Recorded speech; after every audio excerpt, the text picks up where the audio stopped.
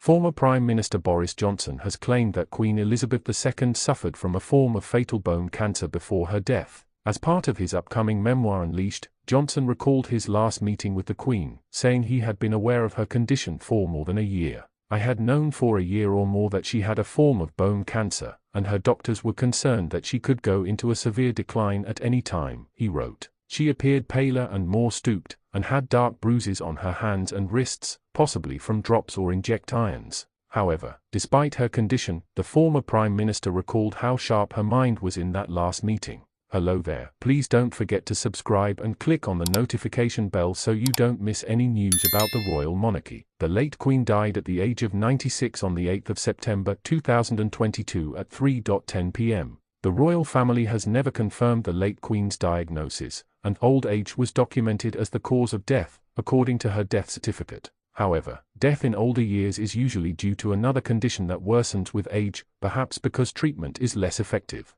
Bone cancer is a rare form of the disease, accounting for less than 1% of all cancers diagnosed each year, with only about 600 cases. The disease develops when cells in or near bone develop a change in their DNA, causing them to divide and multiply too quickly. Some bone tumors cause a classic lump, although this may not happen until some time after the area becomes painful. Age is the biggest risk factor for the disease, and people are more likely to be diagnosed in their late 80s. Bone cancer is incredibly deadly. Only about 50% of patients are expected to live 5 years after their diagnosis. According to the NHS, bone cancer can develop in any bone in the body, but is most common in the long bones of the arms and legs. Symptoms of bone cancer include persistent bone pain that gets worse over time and continues into the night, swelling and redness in the bones, weakness in bones that break more easily, and problems with movement. Treatment, like most types of cancer, depends on the stage at which the cancer is discovered as well as the patient's general health.